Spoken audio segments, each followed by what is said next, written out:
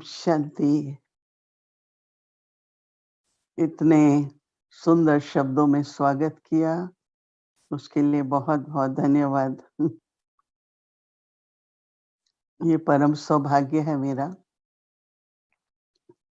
कि आप सभी को चाहे ज़ूम पर देख पा रही हूँ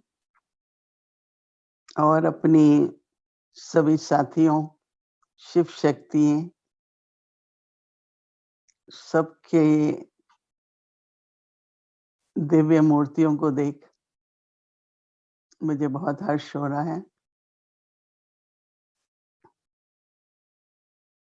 जो टेक्नोलॉजी है, उसने फिर भी एक समीपता बनाए रखी है, जो आज इतने दूर होते हुए भी हम लोग एक-दूसरे को देख पा रहे हैं। मेरा मम्मा से मिलना दिल्ली में हुआ। मम्मा के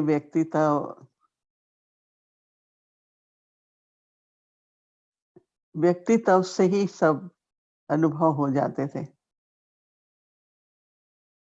उनका वाणी चलाना, जो उनकी वो ज्ञान की हर बात को सहज तरीके से स्पष्ट करके सुनाती थी, उसका प्रभाव तो था ही और अभी भी जब हम मम्मा की थोड़े भी महावाक्य सुनते हैं, तो बहुत बातें स्पष्ट होती हैं।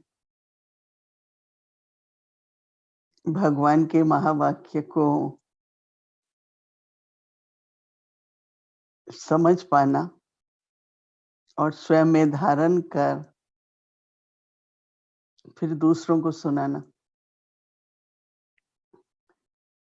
जितनी भी हमारी वरिष्ठ दादी हैं, वरिष्ठ भाई हैं, बहुत तरह की क्लासेस कराते हैं। परंतु बाबा मम्मा की ही हम मुरली कहते हैं। बाबा की मुरली, मम्मा की मुरली और किसी की भी हम मुरली नहीं कहेंगे। क्योंकि मम्मा ने बाबा जो जैसे जिस तरह से बात समझाते थे,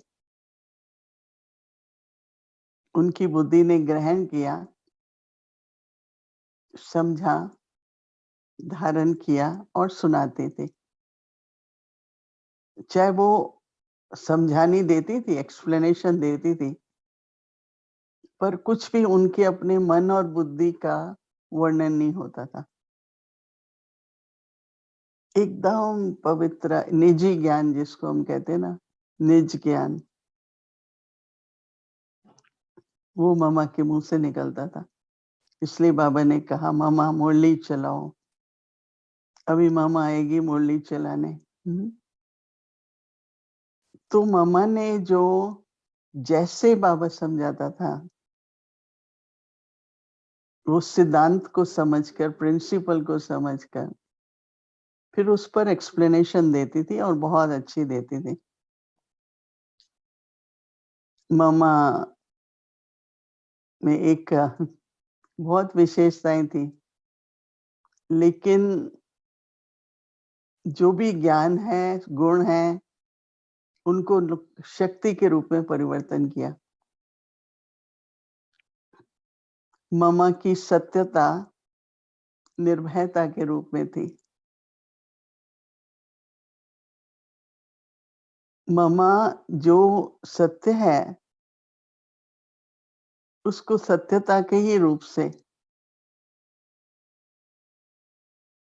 मतलब शब्दों को नहीं बदलती थी मम्मा, जैसे जो बाबा सुनाते थे, परंतु निर्भयता थी, तभी वो सुना पाती थी ना। निर्भयता के कारण ही जो सत्य था, उसको वो स्पष्ट रूप से सुना पाते थे। या आपने सुना है कि समाज की तरफ से जो भी विरोध हुआ, या ओमनली को रिप्रेजेंट करने के लिए कानून के हिसाब से भी ममा सत्य रही, निर्भय रही। तो हम सभी को भी अपने जीवन में निर्भयता, लोग मानेंगे कि नहीं, ये ठीक है कि नहीं, हम अपने ही संकल्पों से अपने मन को कमज़ोर न करके, जो बाबा का आत्मा का ड्रामा का सत्य ज्ञान है, बहुत मधुरता और नम्रता से सबको सुनाएँ। निश्चय ममा का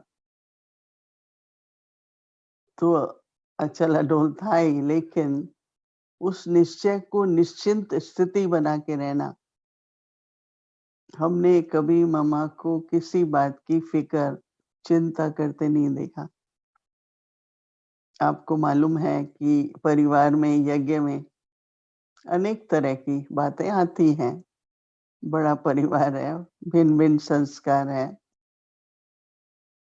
लेकिन मम्मा सबको समझाते हुए पर कभी चिंता नहीं की, क्या होगा? ये इसको ऐसा ना हो, ये फ़ील हुआ कि नहीं हुआ?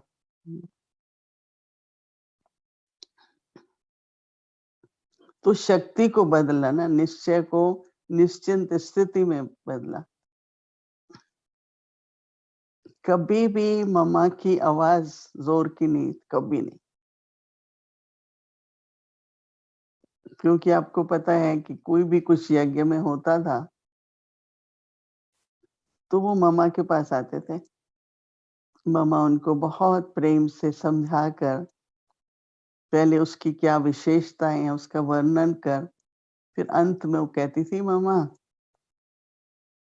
कि देखो बाबा ऐसे कहता है, बाबा ये समझाता है, मैं ऐसे कहती हूँ, कभी नहीं कहा।"